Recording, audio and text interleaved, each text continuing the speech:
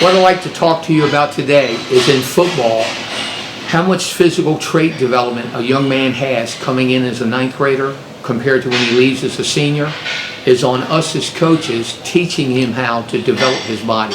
So the 5 forms of strength that are a necessity to develop for a football player is absolute strength, which is defined as your 1 rep max, how much force you can generate one time.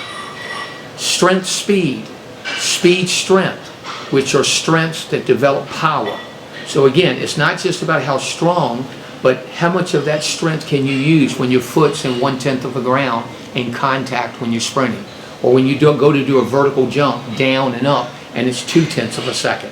What good would it be to be strong in the weight room, but at the same time with 1/10 of a second you can't use but 30% of it? What about short-term endurance? All football players need to get bigger. So right now, if you look at every position, even the defensive backs, if they've got a high amount of lean weight and they pass the eye test, they liable to get a scholarship over somebody that's underweight. So even the big boys, if we look at the down linemen, they want them to be able to increase their lean mass without putting on a high percent of body fat. When they put the arms out, they're looking to see who's got the height, who's got the length. How can we take them with correct strength training and get their muscles bigger by storing protein? Now the way you do that is repetition training. Reps between 3 and 20 varied in a periodization manner. 4 weeks, 4 weeks, 4 weeks. An example would be a month of 10s, a month of 7, a month of 3s. You mean any of these individual rep ranges, if they progressively get heavier, they'll cause the muscle to store protein. And then we've got aerobic capacity.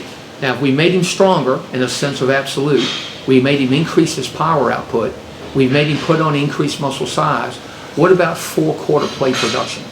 Does the athlete have the stamina to do repeat power over and over and over? And if we don't never test the aerobic system of the individual, if we don't test their individual aerobic capacities, what you've got is one size fits all, which is the way traditional football is conditioning. You mean you can actually take the legs away from individuals that have natural speed by running them in the ground with too many shuttles, with too many gassers, with too many boot camp type routines, that as long as they leave with their tongue hanging out, everybody's going to adapt the same.